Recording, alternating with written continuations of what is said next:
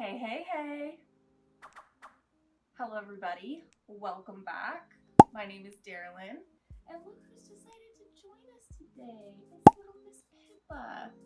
I always love filming with her. Sometimes she doesn't cooperate, but I think this is gonna be really fun. So, as you can see, I'm repping my little summer outfit. It's cloudy and humid AF outside, but I've decided to just wear my summer outfit while I can, because let's face it, winter is coming, y'all. Winter is coming. So I would say that I'm probably far from the only one who throughout my plant journey has benefited or not from plant advice from other plant people. Sometimes I look back on it and I think, wow, that was really good advice. I'm so glad that I listened to that person. And other times I look back and I'm like, that was terrible advice. That didn't help me at all.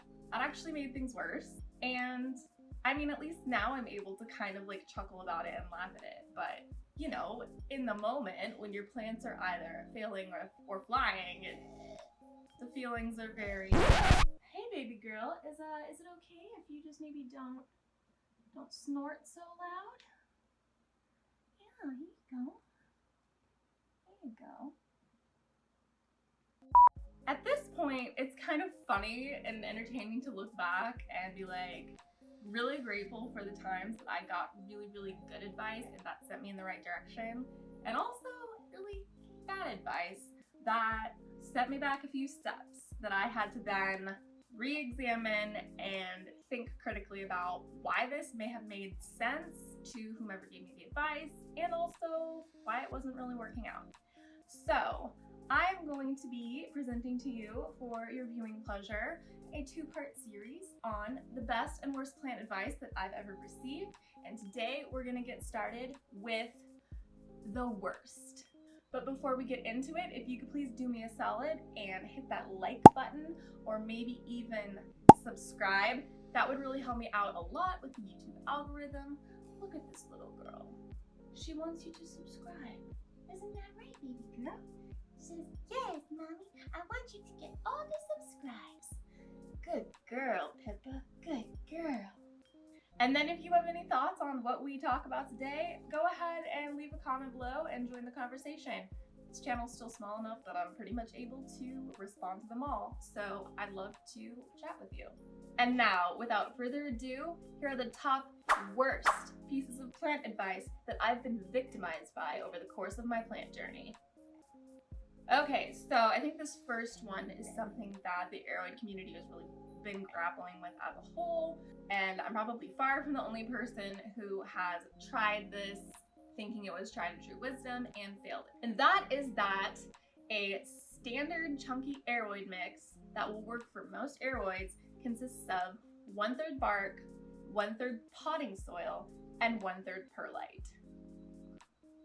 Oh my god, you guys. I feel like this is probably the one that got me the worst over the course of, you know, the good first year that I was really caring for a lot of aroids.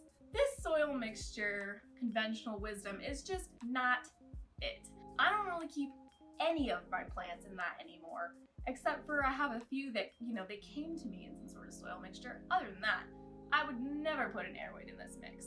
Part of it is maybe due to my conditions. They're just more conducive to other things. And another thing is that this mix is just so ill-suited to the needs of most aroids.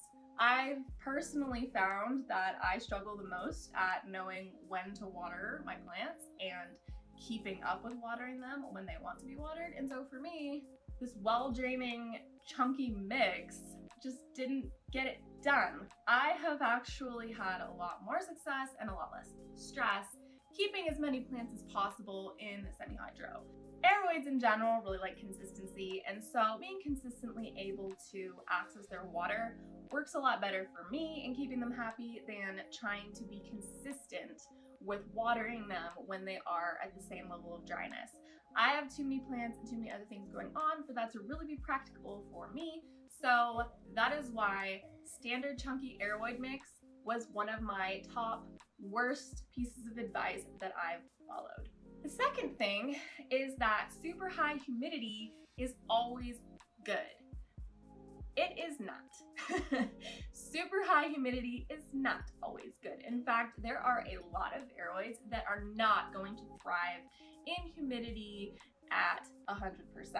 High humidity can be really beneficial, but for things like variegated plants that maybe are really sensitive to having too much moisture, or in spaces where the humidity is high at the expense of airflow, or if you're using humidifiers and you're not cleaning them out adequately, or if you don't have the knowledge of how to treat your plants for fungal and bacterial spots.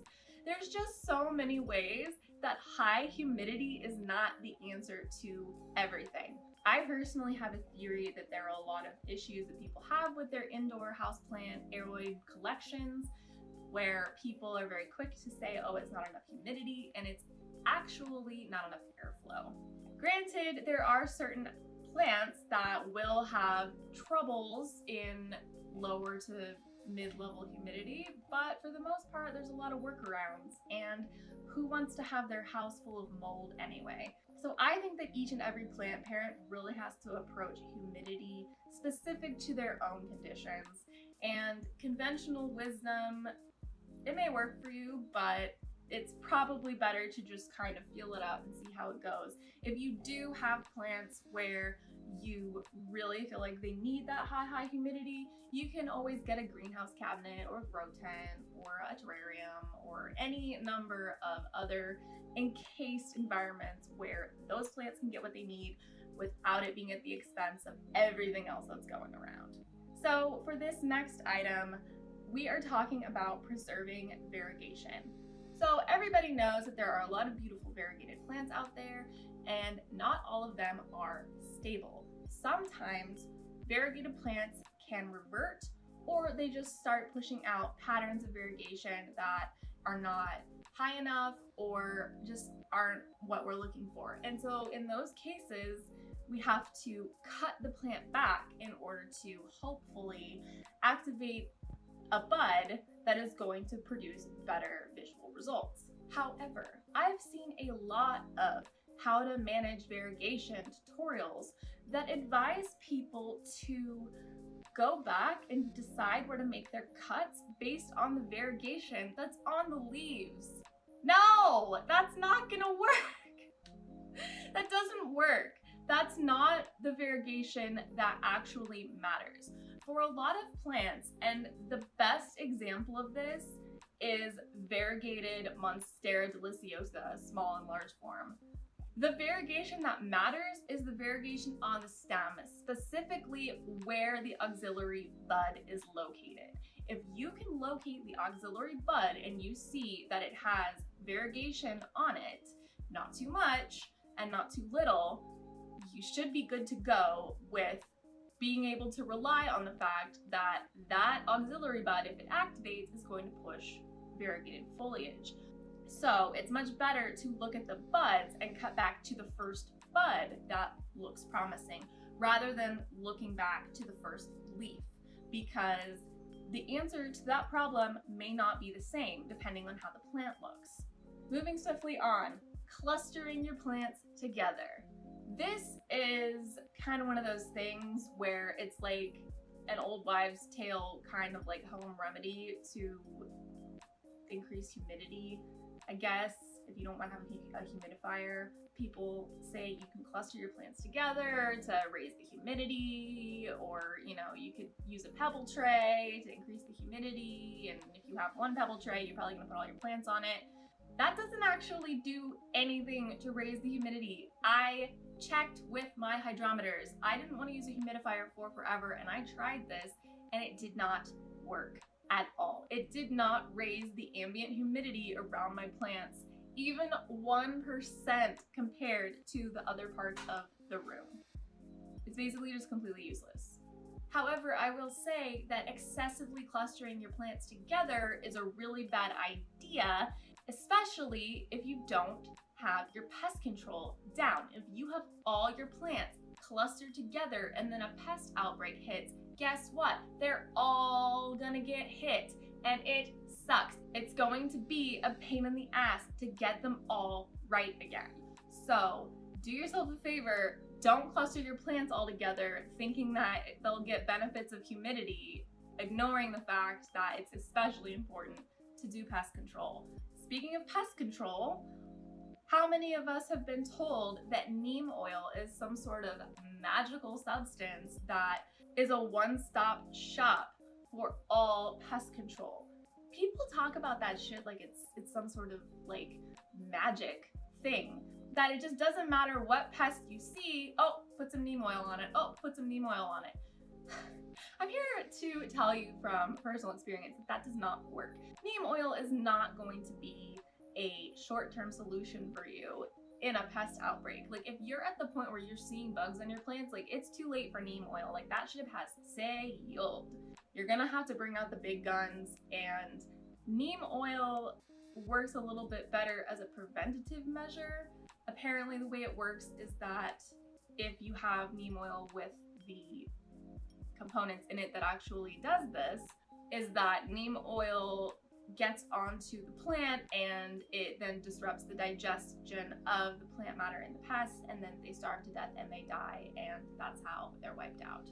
That's fine. I'm sure that's probably true. However, it's not gonna work instantly. You can't spray neem oil on thrips and then be like, oh cool, like no more thrips. Like, that is not how that works at all. Do your research, get smart about pest control, and use neem oil as one tool in your pest control management, but you cannot rely on it alone. Unfortunately, the idea of one product being a one-stop, all-inclusive solution to a problem as complicated as managing all the different pests that can afflict your collection sounds too good to be true. It is.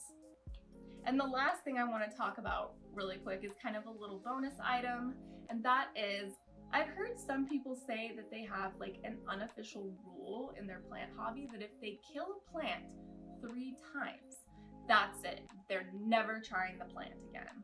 And I just don't really agree with that.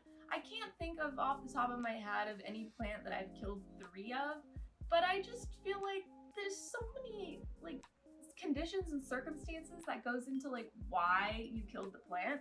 Was it an import that arrived and it didn't acclimate and it didn't survive? Like, does that count? Like, what if you have a bunch of propagations and not all of them make it? Does that count? Like, what if it gets a pest? Does that count? Like, I don't know really how you would qualify something as killing it.